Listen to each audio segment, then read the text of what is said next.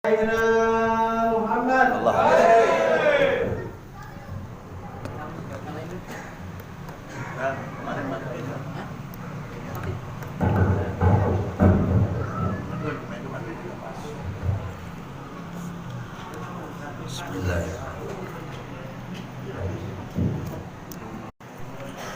Assalamualaikum warahmatullahi wabarakatuh.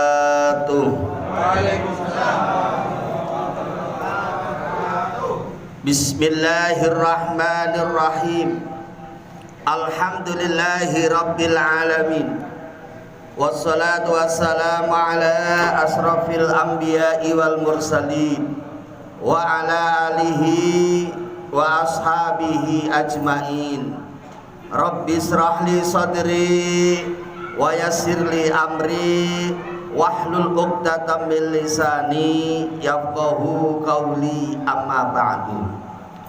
Yang saya hormati para alim, para kiai, para asatid, segenap tokoh masyarakat, wabil khusus pengurus DKM Masjid At-Tawaddud beserta jajaran pengurusan yang lainnya, para jamaah sekalian yang mudah-mudahan semuanya dirahmati Allah Subhanahu wa taala.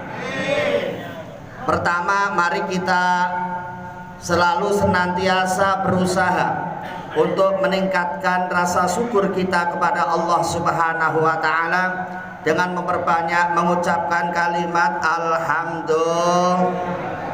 Lemes alhamdulillahi rabbil alamin. Yang mana sampai saat ini Allah Subhanahu wa taala masih melimpahkan beberapa rahmat, hidayah, taufik serta inayahnya kepada kita semuanya, sehingga kita semua dapat hadir di masjid ini dalam rangka bersama-sama menjalankan satu kewajiban dari Allah Subhanahu wa taala, yaitu sholat isya berjamaah dan dilanjutkan dengan sholat tarawih berjamaah. Alhamdulillah. Pada malam hari ini kebetulan kita sudah memasuki malam yang ke-7. Malam yang ke-7 ini kata baginda Rasulullah sallallahu alaihi wasallam, wa fil lailati sabiati, pada malam yang ke-7 apa yang akan kita dapatkan? Faka'an nama adrokan Nabi Musa alaihi salam, seakan-akan kita bertemu dengan Nabi Musa alaihissalam, wa nasarahu ala fir'auna, dan membantunya untuk mengusir, memerangi Fir'aun wa Haman dan tentara-tentara Fir'aun. Alhamdulillah. Bisa ketemu Nabi Musa, bangga apa tidak? Bangga apa tidak? Bisa ketemu Nabi, kita bangga apa tidak? Kita ketemu presiden aja bangganya luar biasa. Bahkan ketemu presiden, ketemu gubernur aja kita selfie nggak selesai-selesai. Ya, ini kita ketemu Nabi, Bapak Ibu. Nabi ini biasanya yang bisa ketemu ya sama-sama Nabi. Contohnya Nabi Muhammad ketemu Nabi Musa ketika Mi'raj. Ya, kita nggak usah kemana-mana, kita hanya di Masjid At-Tawaddud mengerjakan sholat tarawih pada malam hari ini, kita dikasih pahala oleh Allah Subhanahu wa taala sebagaimana pahalanya orang yang membantu perang mengusir Fir'aun, membantu Nabi Musa untuk mengusir Fir'aun. Para jamaah yang saya hormati, salah satu tujuan puasa dikatakan dalam Al-Quran dengan jelas, yaitu Allah mengatakan la'allakum tattaqun. Ya, la'allakum tattaqun. Tujuan puasa supaya kita menjadi orang yang bertakwa kepada Allah Subhanahu wa taala. Siapa orang yang bertakwa itu? Kadang-kadang kita mengartikan takwa ini salah kaprah. Takwa diartikan takutnya kalau sudah tua. Kadang-kadang suruh sholat masih muda, suruh sholat, suruh ibadah males. Kenapa? Belum merasa tua. Sehingga kalau ada orang tua menyuruh anaknya, nak sholat nak, kata anaknya gimana? Ntar bah, masih muda. Sholat kan kerjaan orang tua. Nak puasa nak, ntar bah masih muda. Ya, karena kita masih muda, jadi seakan-akan takwa ini pemahamannya kerjaan orang tua. Sehingga anak muda sekarang banyak yang punya prinsip anak muda berfoya-foya, kalau tua pengennya jadi orang kaya, kalau mati pengennya masuk surga. Emangnya surga engkong loh. Surga ini miliknya Allah. Surga ini adalah milik Allah. Kalau kita pengen ke surga ya harus mengikuti aturan-aturan Allah Subhanahu wa ta'ala. Makanya Allah katakan puasa ini bisa membentuk manusia menjadi manusia yang takut kepada Allah Subhanahu wa ta'ala. Lalu siapa orang yang disebut orang yang bertakwa? Ada 5 tanda orang dikatakan bisa bertakwa apa tidak kalau sesuai dengan 5 tanda ini. Ada berapa? 5. Pikirannya dipasang yang benar. Ada berapa? 5. Jangan sampai barlen, bubar kelalen ya. Modelnya kita ini kadang-kadang kalau ngaji barlen, bubar di masjid mah paham, keluar aja 1 langkah lupa. Ya, 5 tanda. 5 tanda ini apa aja? Yang pertama adalah alladzina yu'minuna bil ghaibi. Yang pertama adalah orang yang percaya dengan sesuatu yang gaib. Al-ghaib di dalam tafsir diterangkan ma ghaba anil insan min hisabin wa jazain wa jannatin wa narin wa ghairiha. Ya, kata mufasir, gaib di situ adalah sesuatu yang tidak bisa dilihat oleh kasat mata, tetapi kita wajib untuk percaya. Contohnya kayak apa? Hisabnya Allah, balasannya Allah, surganya Allah, nerakanya Allah. Saat ini belum bisa kita lihat, tetapi suatu saat pasti akan kita jumpai. Percaya apa tidak? Percaya apa tidak? Jangan begini Pak, nggak ada kok suruh percaya, gimana sih Pak? Loh, sesuatu yang nggak ada itu bukannya terus tidak ada. Sesuatu yang tidak bisa dilihat itu bukan tidak ada. Contoh, saya contohkan yang real aja. Lampu ini bisa hidup karena ada setrum. Setrum kelihatan nggak? Enggak. Tapi percaya nggak kalau setrum ada? Percaya. Kalau nggak percaya, coba dibuka lampunya, tangan kita masukin, baru kita terasa. Ya, nah ini. Jadi kita ini percaya dengan sesuatu yang gaib, jangan nunggu kalau mati dulu. Kalau nggak percaya, silahkan mati dulu. Kalau nanti nggak ada apa yang saya jelaskan nggak terbukti, boleh nanti bangun lagi, saya dimarahin. Balik lagi nanti. Nah ini, alladzina yu'minuna bil ghaib. Hubungannya apa dengan puasa? Nah, cocok dengan puasa. Puasa ini adalah suatu pekerjaan kewajiban yang sifatnya menguji keimanan kita. Diawasi ya puasa, nggak diawasi tetap ada orang yang puasa, nggak ada orang ya tetap puasa. Itu kalau orang beriman begitu. Jangan kalau nggak ada orang nggak puasa, kalau ada orang pura-pura puasa. Ya, ini namanya puasanya orang yang tidak beriman. Ini yang pertama. Yang kedua, wa yuqimunas shalah. Tanda orang yang bertakwa yang kedua adalah orang yang bisa menegakkan sholat. Orang yang bisa menegakkan sholat bukan sekedar menjalankan sholat, bukan. Orang yang bisa menegakkan sholat adalah orang yang bisa mengamalkan, orang yang bisa mengaplikasikan apa yang ada dalam sholat dipraktekkan dalam kehidupan sehari-hari. Ini orang bertakwa. Hubungannya apa sholat dengan kehidupan? Oh, sangat erat hubungannya. Orang hidup itu kan tandanya orang hidup itu kan ya bicara, ya bergerak. Sholat itu kalau kita amati Bapak, ya umi ya bicara, ya ada gerakan. Karena sholat itu adalah ucapan dan gerakan yang diawali dengan takbiratul ihram, diakhiri dengan salam. Nah, maka orang hidup ini ya ada gerakan, ya ada ucapan. Sementara ucapan kita, gerakan kita sehari-hari jujur, sudah banyak benernya apa banyak salahnya? Halo? banyak benernya banyak salahnya, jujur ya. Kalau masih banyak salahnya, maka sholatnya perlu dibenari lagi. Ya, ini makanya kata Allah bukan sekedar menjalankan sholat, tetapi menegakkan sholat. Kata-katanya bukan wa ya'malunas sholat, tapi wa yuqimunas sholat, menegakkan sholat. Maka dari itu dalam sholat ini banyak pelajaran Bapak Ibu yang bisa kita ambil. Contoh, ini saya ambil 3 contoh saja. Dalam rukun sholat ini ada rukun qauli, ada rukun qalbi, ada rukun fi'li.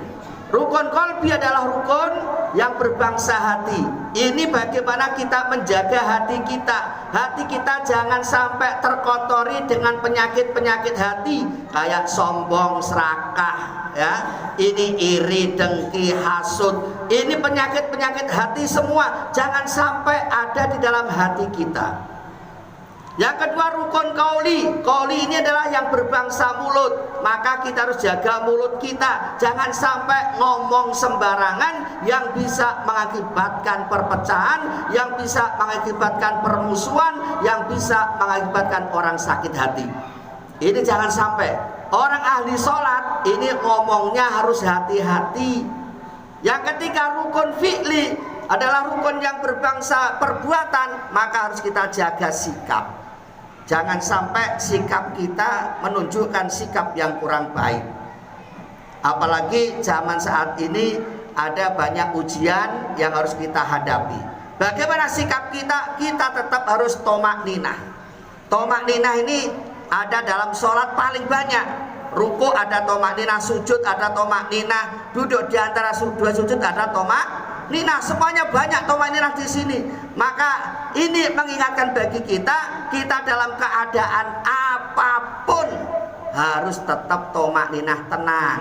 Jangan tergesa-gesa mengeluh, jangan tergesa-gesa kita ini mengambil sikap yang tidak baik. Ini ya, jadi dalam sholat ini banyak pelajaran. Sujud misalnya, sujud ini kalau kita amati antara kepala dengan kaki jadi satu di bawah. Artinya apa? Hei manusia, suatu saat kau jadi orang atasan harus ingat sama bawahan. Suatu saat kau jadi orang yang kuat harus ingat sama yang lemah. Suatu saat kau jadi orang yang kaya harus ingat sama yang miskin. Suatu saat kau jadi orang yang hidup harus ingat sama yang Ini sebuah pelajaran yang kita praktekkan dalam kehidupan kita sehari-hari. Apa enggak hebat sholat ini? Makanya ini perlu kita kaji sholat ini. Ini kalau dikaji di ceramah begini nggak selesai, ngajinya harus di taklim. Makanya kalau taklim usahakan datang. Ini kalau saya lihat taklimnya belum ada separuhnya. Kalau tarawih penuh, kalau taklim paling seperempatnya. Ya alhamdulillah saya sudah merasakan taklim di sini beberapa kali pertemuan. Ya, alhamdulillah saya melihat orangnya semangat. Cuma kalau melihat tarawih lebih semangat lagi. Mudah-mudahan habis lebaran taklimnya bisa penuh. Amin. Allahumma amin. Wa yuqimunas shalah. Yang ketiga, wa mimma razaqnahum yunfikun, yaitu orang yang mau menginfakkan sebagian hartanya. Allah tahu kita punya kebutuhan. Allah tahu kalau kita ini banyak kebutuhan. Makanya Allah tidak minta banyak, Allah hanya minta sedikit. Wa mimma razaqnahum yunfikun. Allah hanya minta 2% setengah. Infak di sini ada yang infak wajib, ada infak sunnah. Infak wajib namanya zakat, infak sunnah namanya sedekah. Zakat ada 2, ada zakat fitrah, ada zakat mal. Zakat fitrah kita keluarkan ketika di bulan Ramadan, itu dengan 3,5 liter beras. Awas, ini zakatnya jangan pakai beras yang jelek. Saya instruksikan Bapak Ibu, kalau zakat nanti tolong pakai beras yang terbaik. Kenapa? Ini untuk ibadah, untuk surga. Kalau kita itu ibadah kok hanya pakai beras yang jelek, yang murahan, nah ini namanya kita tidak adil. Kita makannya kan pakai beras yang enak, giliran zakat berasnya yang ini namanya nggak adil. Untuk ibadah harus yang terbaik, jangan sampai yang terjelek. Karena zakat fitrah ini tujuannya untuk membersihkan apa? jiwa kita. Kalau zakat mal tujuannya untuk membersihkan harta kita. Zakat mal ini 2% setengah. Misalnya kita punya 1.025.000 keluarin. Karena itu penyakit, itu kotoran. Kalau nggak dikeluarin bisa-bisa jadi kotoran numpuk di dalam diri kita. Kalau udah numpuk kita punya penyakit penyakit hati, yaitu apa? Angkuh, iri, apa? Dengki, serakah. Namanya penyakit aid. Angkuh, iri, dengki, serakah. Komplikasi sudah itu, susah obatnya. Kalau orang semakin pelit, semakin serakah. Semakin pelit, semakin jauh dari masyarakat. Adapun yang infak sunnah ini bebas, terserah. Kayak ini tadi kita ada ya keliling itu, ini adalah termasuk infak. Dan perlu diketahui Bapak Ibu, infak di bulan Ramadan pahalanya dilipat gandakan. Kalau tadi Bapak Ibu ngasih 5.000, ini pahalanya bisa kali 700 kali lipat. Alhamdulillah. Berapa tuh kalau 5.000 kali 700? Hah? Berapa? Nggak bisa ngitung. Dasar miskin loh. Orang kaya nggak bisa hitung-hitung gimana? Ya. 5.000 kali 700 udah banyak. Makanya kalau terawih jangan gratisan. Itu kita surga itu tuh. Ya surga. Kita dihampirin surga, ada ya. Assalamualaikum wahai orang yang beriman. Ya, surga ngambilin kita. Kita kok nggak mau disamperin sama Jangan salahkan surganya kalau surganya tidak mau ketemu kita. Makanya ini penting tuh. 5.000 kak 2.000, 10.000 gak apa-apa. Bismillah, niat sedek di bulan Roma, insya Allah tambah berkah rizkinya. Ya, amin Allahumma amin. Wa mimma razaqnahum yunfiqun. Yang keempat, walladzina yu'minuna bima unzila ilaika wa ma unzila min qablik. Tanda orang yang bertakwa yang keempat adalah orang yang percaya kepada kitab-kitab Al-Quran dan kitab-kitab sebelum Al-Quran. Quran ini kita percaya apa tidak? Percaya. Quran itu artinya qara'a yaqra'u Qur'anan. Quran ini bacaan, jadi harus dibaca, bukan jadi pajangan. Ini Quran kan bacaannya kalau Ramadan doang, habis Ramadan pajangan lagi, disentuh juga kakak. Kalau Ramadan baru disentuh. Kenapa? Karena memang pahalanya banyak kalau di Ramadan. Man qara'a harfan min kitabillah falahu hasanah. Siapa saja orangnya yang membaca satu huruf dari Al-Quran, ini mendapat satu pahala. Wal hasanatu asratu amsalihah. Pahala membaca Al-Quran dibandingkan dengan pahala yang lainnya 10 kali lipat. Di Ramadan kali 7 Yasin, artinya 2 huruf. 2 huruf kali 10, 20 kali 700 berapa? Banyak. Wal Qur'anil Hakim, nggak kehitung hurufnya, udah kali 20 kali 10 kali 700. Wah, banyak lagi itu ya. Tapi jangan begini. Yasin wal Qur'anil Hakim shadaqallahul azim. Kok udah banyak pahalanya kata ustadznya kemarin. Itu nggak niat baca Quran ya.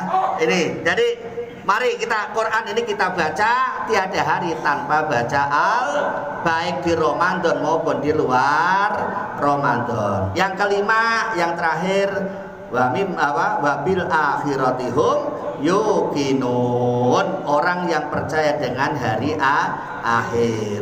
Kenapa kita harus percaya dengan hari akhir? Karena manusia pasti akan berakhir. Takut amat, karena manusia pasti akan karena manusia pasti akan berakhir. Tidak ada manusia yang tidak mati. Kita tinggal nunggu giliran. Cuma kemarin kayaknya antriannya banyak karena corona, banyak antriannya. Tentunya kita berharap kepada Allah, terakhir kita pengen terakhir yang baik, yang disebut husnul khotimah, terakhir yang baik. Supaya kita mendapat husnul khotimah, kata Rasul, mangkana fi akhiri kalamihi la ilaha illallah dakhalal jannah. Siapa orangnya yang di akhir hayatnya bisa mengucapkan kalimat la ilaha illallah dakhalal, dia dijamin masuk surga. Maka mari kita budayakan, kita dawamkan, kita istiqomahkan kalimat la ilaha illallah itu sehabis sholat minimal 33 kali. Kan lumayan gitu kan, supaya nanti apa, lesan kita terbiasa ketika mau sakaratul maut kita ingat la ilaha illallah. Para jamaah yang saya hormati, itu tanda-tanda orang bertakwa ada 5, dan takwa ini harus didukung dengan 3 unsur. Yang pertama harus mengetahui ilmunya, yang kedua harus setelah ketemu ilmunya harus mau beramal, yang ketiga harus amal ibadahnya harus secara istiqomah. Ilmu, amal, istiqomah, itu baru kita bisa disebut orang yang bertakwa. Ilmunya ada, amalnya ada, istiqomahnya kurang takwanya.